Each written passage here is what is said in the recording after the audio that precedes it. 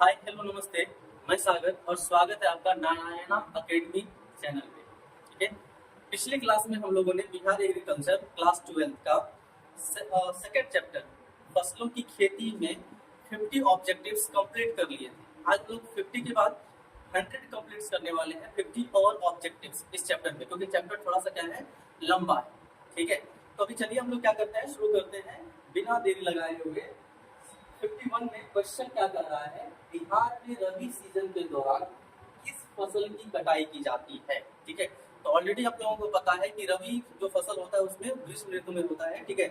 और ये मतलब लगाया जाता है विंटर सीजन में, काटा जाता है समर सीजन में। ठीक है, मार्च अप्रैल में। और मार्च अप्रैल में बिहार में गेहूं की कटाई होती है। किसकी कटाई होती है? गेहूं की कटाई होती है। और आप लोगों ने पढ़ा भी होगा, रबी फसल जो होता है वो उसमें गेहूं आता है। ठीक है। तो इसमें कौन सा आंसर होगा? हमारे पास आंसर ऑलरेडी लिखा हुआ है। ठीक है। क्या आंसर आएगा इसमें? गेहूं। ठीक है, क्लियर। नेक्स्ट क्वेश्चन क्या है हमारा, बिहार के कृषि में हरी खाद का मुख्य उद्देश्य क्या है? बिहार के कृषि में हरी खाद का मुख्य उद्देश्य क्या है? मृदा कटाव नियंत्रण, फसल समर्थन, मृदा की उर्वरता में सुधार, कीट नियंत्रण। ठीक है। तो ये सब तो होना नहीं है। ठीक है। हमारे पास आंसर क्या होगा? मृदा की उर्वरता में सुधार। मतलब क्यों लगाते हैं, हरी खाद क्यों डालते हैं? ताकि मृदा की उर्वरता शक्ति बढ़े, उर्वरा शक्ति बढ़े। ठीक है। तो आंसर भी हमारे पास आंसर क्या होगा इसका? सी, मृदा की उर्वरता में सुधार। नेक्स्ट क्वेश्चन कर रहा है कि बिहार के बाढ़ प्रवण क्षेत्रों में कौन सी फसल सबसे अधिक लाभ उठाती है? यानी कि जहां पर पानी ज्यादा होता है तो वहां पर सबसे ज्यादा लाभ किस फसल को मिलता है? ठीक है। चलिए इसका आंसर हम लोग देखते हैं। क्या है? चावल। ठीक है, या धान बोल रहे। धान को हमेशा पानी चाहिए। धान को क्या चाहिए? हमेशा पानी। कम से कम 1-2 इंच उसका जो जड़ है वो पानी में डूबा हुआ रहना चाहिए। ठीक है। तो सबसे ज्यादा फायदा जो होता है वो किसको मिलता है? धान को मिलता है या चावल को मिलता है। क्लियर। नेक्स्ट क्वेश्चन, बिहार की सब्जियों की खेती में आम समस्या कौन सी है? जो बिहार में जो खेती होती है सब्जियों की, तो उसमें क्या समस्या उत्पन्न होती है? और समस्या तो बहुत सारी है, लेकिन उनमें सबसे जो आम समस्या है कि सब फसलों और सब सब्जियों में होती है। ठीक है। वो क्या है? कीट और रोग। क्या है? कीट और रोग। क्लियर, समझ में आया? कि वो तो सब फसल में कीट और रोग लगता ही लगता है। नेक्स्ट क्वेश्चन क्या है, बिहार में गन्ने की खेती में कौन सी सिंचाई विधि का सबसे अधिक उपयोग होता है? ड्रिप सिंचाई, पाट सिंचाई, स्प्रिंकलर, वर्षा पर आधारित। ठीक है। तो गन्ने की खेती में कौन सा होता है? पाट सिंचाई। कौन सा होता है? पाट सिंचाई। क्लियर, आगे समझ में। नेक्स्ट क्वेश्चन है हमारे पास में, बिहार में मक्का बीजों की सामान्य बुआई गहराई कितनी होती है? ठीक है। तो चलिए, बिहार में मक्का बीजों की सामान्य बुआई गहराई कितनी होती है? 3 से 4 सेंटीमीटर। कितनी होती है? 3 से 4 सेंटीमीटर। ऑलरेडी हमारे पास आंसर दिया हुआ है। ठीक है। चलिए नेक्स्ट क्वेश्चन है हमारे पास में, बिहार में मृदा संरचना सुधार के लिए कौन सा मृदा संशोधन आमतौर पर उपयोग किया जाता है? इसका आंसर आप लोग बताइए। इसका आंसर मैं नहीं निकालूंगा अभी। ठीक है। आप लोग को तो आंसर मिलेगा, लेकिन अभी नहीं निकालूंगा। तो आप लोग बताइए, खाद होता है, रासायनिक उर्वरक होता है, कीटनाशक होता है। सॉरी, इसमें भी रिपीट हो गया ये। ठीक है, ऑप्शन कीटनाशक ही। तो बताइए, मृदा संरचना सुधार करने के लिए कौन सा मृदा संशोधन आमतौर पर उपयोग किया जाता है? क्या चीज हम लोग करते हैं?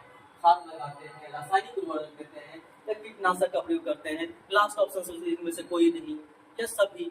जो भी है आप लोग कमेंट करके जरूर बताइए। ठीक है। चलिए हम लोग इसका आंसर भी देख लें। क्या है?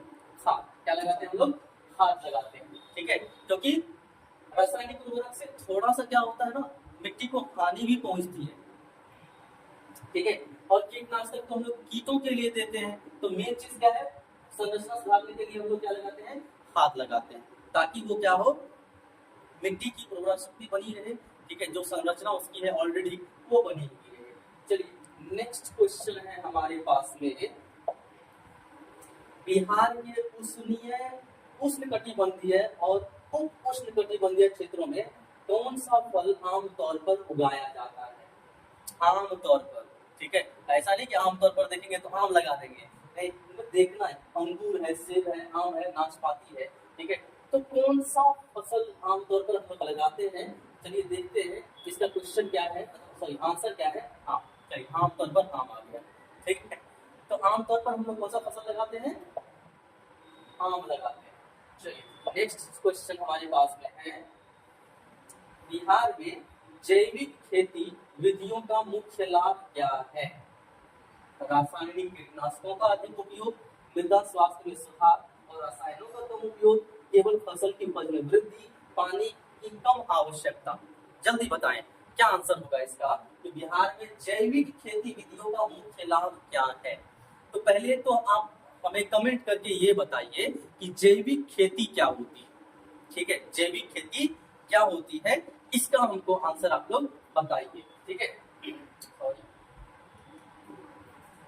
तो इसका आंसर हो जाएगा दैट इज मृदा स्वास्थ्य में सुधार और रसायनों का कम उपयोग। क्या आंसर हो जाएगा, मृदा स्वास्थ्य में सुधार और रसायनों का कम उपयोग। क्लियर। चलिए नेक्स्ट क्वेश्चन हम लोग देखते हैं क्या है, बिहार में आलू की खेती के लिए कौन सा मृदा प्रकार सबसे उपयोगी। बिहार में किसकी खेती के लिए, आलू की खेती के लिए, बताइए जल्दी से बताइए। चलिए आंसर हम लोग देख लेते हैं, बलुई मृदा। क्या होती है, बलुई मृदा। क्लियर, ये चीज समझ में आ गया। ठीक है, चलिए नेक्स्ट क्वेश्चन है, बिहार में गेहूं की खेती के लिए आदर्श तापमान सीमा क्या है। वैसे भी आप लोग को पता होगा कि ठंड के सीजन में लगाई जाती है और काटी जाती है मार्च अप्रैल में।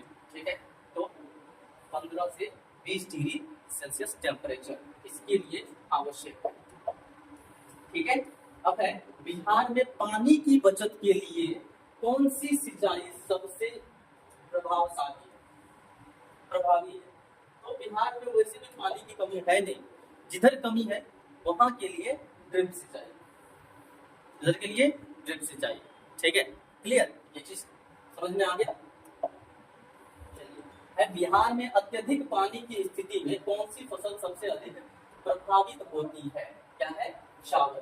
कौन सा है, चावल। क्लियर। नेक्स्ट क्वेश्चन है, बिहार में रासायनिक उर्वरक का मुख्य उद्देश्य क्या है। फसलों के लिए पोषक तत्वों की आपूर्ति। क्या है, फसलों के लिए पोषक तत्वों की आपूर्ति। बिहार में कौन सी फसल मानसून के मौसम में कटाई जाती है। कौन सी फसल मानसून के टाइम में, चावल। ठीक है, तो लास्ट मानसून होता है ना, उस टाइम में धान की कटाई की जाती है। क्लियर। चलिए नेक्स्ट क्वेश्चन है हमारे पास में, बिहार में उच्च पीएच मृदा में कौन सी फसल सबसे अधिक लाभ उठाती है। आंसर हमारे पास क्या है, दाल। ठीक है, खाओगे दाल चेहरा हो जाएगा लाल, है ना। है बिहार में कृषि क्षेत्रों में मृदा कटाव को रोकने के लिए सामान्य विधि क्या है, बताइए। प्लाइंग, कटीले खेती, खाद का उपयोग, सिंचाई खेती। तो हमारे पास आंसर है कटीले खेती। कौन सा आंसर है, कटीले खेती। चलिए नेक्स्ट क्वेश्चन है हमारे पास में, बिहार के पहाड़ी क्षेत्रों में जो गया है, राजगीर है और वो सब जो क्षेत्र है वहां पर सामान्यतः कौन सी फसल उगाई जाती है। ठीक है, कौन सी फसल उगाई जाती है, आलू। ठीक है, लालू के राज्य में चल रहा है आलू, नहीं वैसे अभी आलू का राज है नहीं, कोई बात नहीं। ठीक है, कभी न कभी तो आएगा और जाएगा, जिसको आना है वो तो जाना ही है। बिहार के सूखा प्रभावित क्षेत्रों में फसल की कम उपज का मुख्य कारण क्या है। सूखा प्रभावित, और सूखा है तो पानी की कमी तो होगी, ये तो ऑब्वियस सी बात है। ठीक है, नेक्स्ट क्वेश्चन हमारे पास में है, बिहार में खारी मृदा से कौन सी फसल सबसे अधिक प्रभावित होती है। चावल, गेहूं, मक्का, मूंगफली। बताइए जल्दी से क्वेश्चन, सॉरी आंसर बताइए जल्दी से इसका क्या होगा आंसर, चावल। हाँ चावल। ठीक है, क्लियर।